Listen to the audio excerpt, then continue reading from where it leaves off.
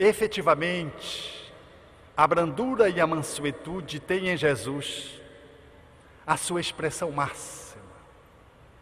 E estando conosco, esse homem integral passou por todas as classes sociais. Lembrando a fala de Dona Benedita Fernandes no início da nossa exposição, lá está Jesus com Nicodemos, um doutor da lei.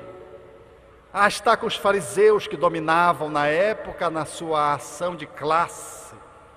Mas lá está ele com o cego, está ele com a prostituta, está ele com a multidão, está com ele no lar, está com alguém no lar. Jesus era essa figura incomum, que dotada de uma energia capaz de derrubar os soldados no Horto das Oliveiras quando vão prendê-lo, e dizem: a quem procurais? Os soldados disseram: a Jesus Nazareno. Ele diz: sou eu.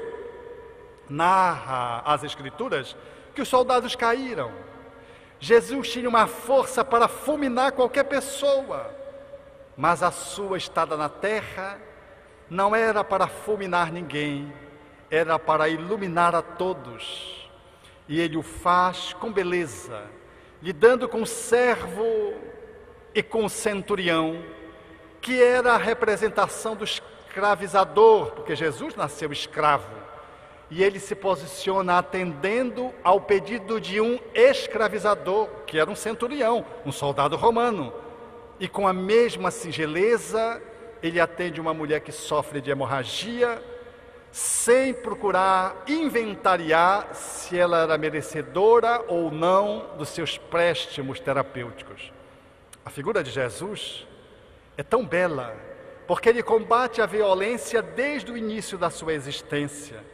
Quando ele ressurge na terra e as hostes do céu proclamam glória a Deus nas alturas, paz na terra e boa vontade para com os homens.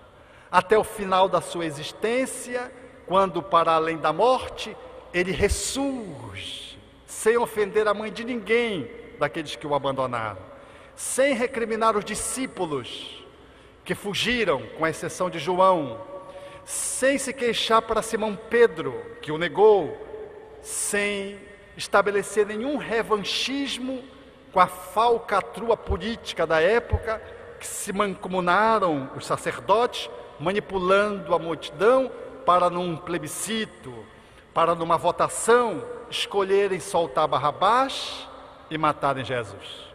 Ele surgiu e não foi de modo algum ao encontro de Pilatos para lhe aumentar a carga de culpa à consciência, já em si mesmo ultrajada, porque ele lavou as mãos diante do julgamento, aonde ele reconhecia que Jesus era justo.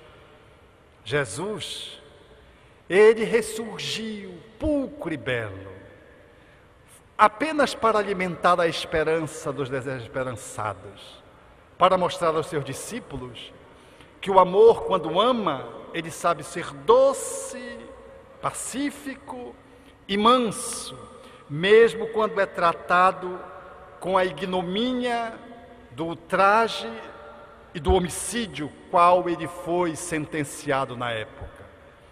Não titubeou em desenvolver a renúncia, o devotamento e o sacrifício, indo até o fim, imolando-se no madeiro, que se transformaria numa grande possibilidade de alçar voos para os céus. E eu, quando for levantado da terra, a todos atrairei a mim. Com os braços da horizontalidade, ele abraça, e com o madeiro da verticalidade, ele conduz ao divino. Esse homem notável veio ao mundo para nos ensinar, pela brandura e pela mansuetude, a sermos pessoas mais dóceis, exercendo o que a divina providência aguarda de nós.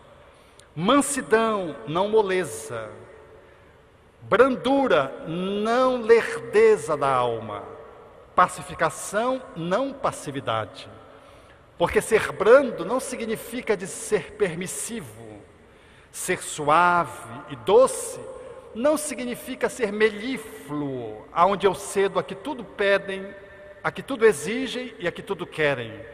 Quando é necessário dizer não, a mansuetude diz não. Quando é necessário dizer sim, a mansuetude também diz sim. Essa figura incomum que desceu à terra e por 3 anos abalou a agressividade dos judeus e fez-se questionar a autoridade de um reino que deveria se estabelecer na terra aos poucos, questionando, portanto, a agressividade da águia romana que dominava o mundo da época. É essa figura que ele veio nos dizer que nós deveríamos reencontrá-lo através do pequenino que deveria vir ao nosso encontro. Quando tu foste me ver no cárcere e estive preso, quando tu me deste de comer, quando eu estava com fome, quando estive nu e me vestistes, quando estive doente e foste ter comigo, quando tu fizestes aos mais pequeninos dos meus irmãos, foi a mim mesmo que fizestes. Nós combatemos a violência, desenvolvendo a brandura e a mansuetude, quando vamos ao encontro dos menores, sejam aqueles que estão atrás das grades, das penitenciárias, dos presídios, dos reformatórios, seja aqueles que estão atrás das grades, dos grandes apartamentos ou nas cidades gradeadas, nas casas gradeadas, das grandes megalópolis, aonde ali estão prisioneiros da indiferença, querendo se defender do mundo, gradeando, colocando o sistema de proteção da casa através de uma teia eletrificada, de dispositivos eletrônicos, de animais e às vezes de sentinelas. São verdadeiras fortalezas no centro de cada urbe do nosso país e do mundo. Jesus veio para nos dizer que este também é um pequenino, porque o banqueiro Safra morava em Mônaco, dentro da sua mansão inimaginável do ponto de vista do custo econômico, mas aquele que era o seu cuidador o assassinou. Hoje, nós precisamos ir aos pequeninos, que são os nossos filhos ou netos, e ao invés de nos fecharmos dentro do quarto, porque a gente não sabe como ele vai vir da rua, e ele é capaz de cometer um homicídio, qual acontece regularmente nos dias de hoje, nós precisamos abrir as portas do coração para ir ao encontro desse pequenino que Deus nos confiou e que às vezes traz uma agressividade latente, esperando educação. Precisamos ir ao encontro desses nus, famintos, que estão na periferia da cidade, através de um serviço assistencial que promova, eduque e liberte, através de uma atividade assistencial do Centro Espírita, mediante a qual nós seremos irmão daquele que está marginalizado pela sociedade e que está 1000 vezes punido na negação dos seus direitos sociais. Mas também deveremos ir ao encontro daquele que é um gestor público e que está desviando verbas, e eu posso ao lado dele ser uma referência de ética capaz de mudar o seu comportamento, ou de alguém que está à frente de um centro comunitário e manipula o grupo em benefício próprio. Eu posso ser alguém, referência de boa referência, para que ele mude o curso da sua gestão.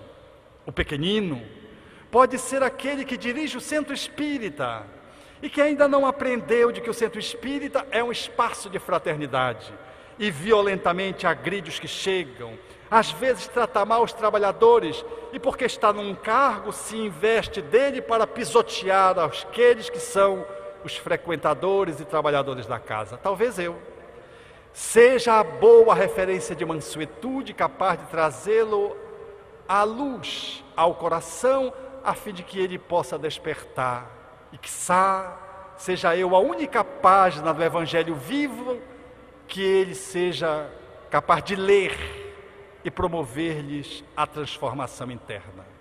A proposição de Jesus foi de que fôssemos aos pequeninos, para diminuir também e, sobretudo, a gênese da violência no Brasil, que decorre, segundo o espírito Benedita Fernandes, da miséria socioeconômica e daqueles que, vivendo o desamor, assambarcam na ambição e na insensibilidade do comportamento. Sejamos nós a atendermos a miséria e atendermos esses portentados de moedas, mas que são tão pobres que só têm dinheiro, só dinheiro.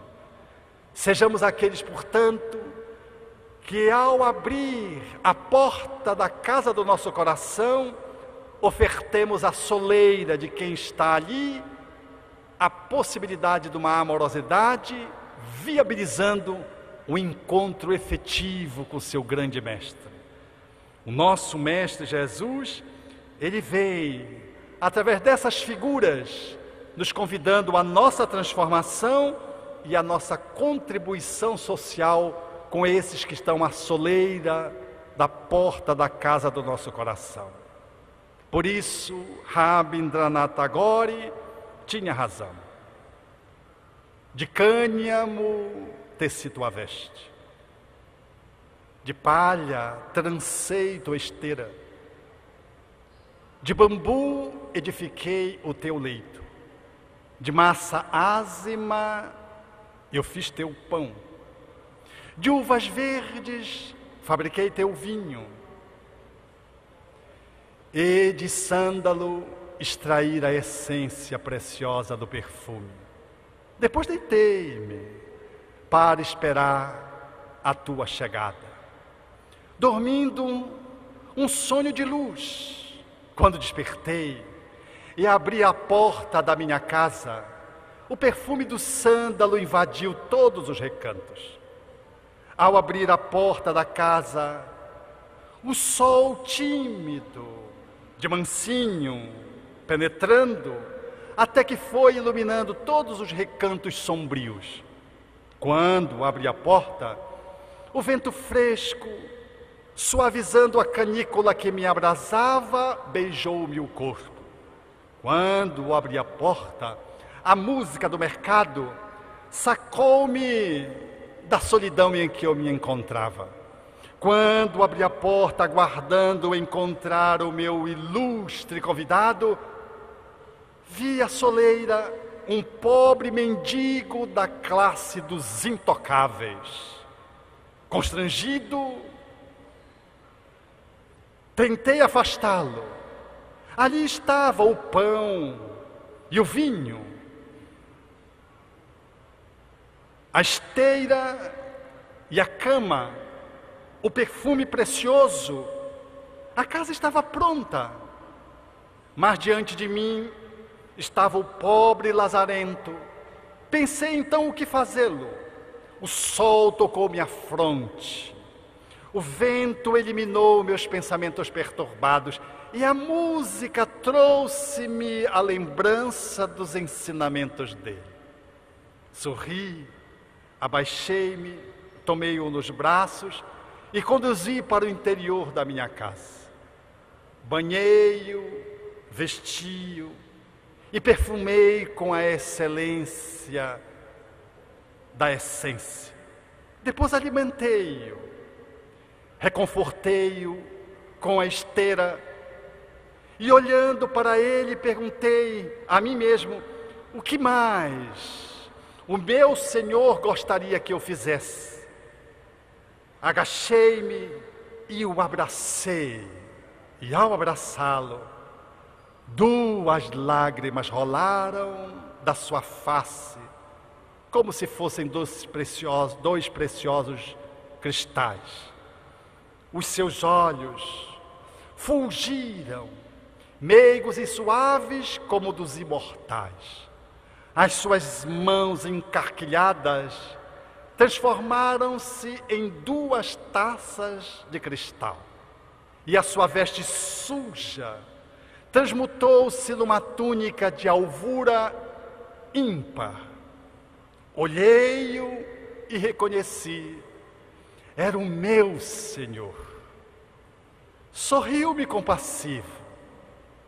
Abaixei minha cabeça e desde esse dia nunca mais, rejeitei aqueles que batem à porta da casa do meu coração.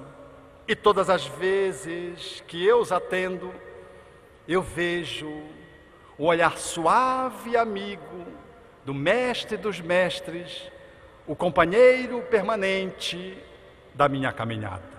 Obrigado.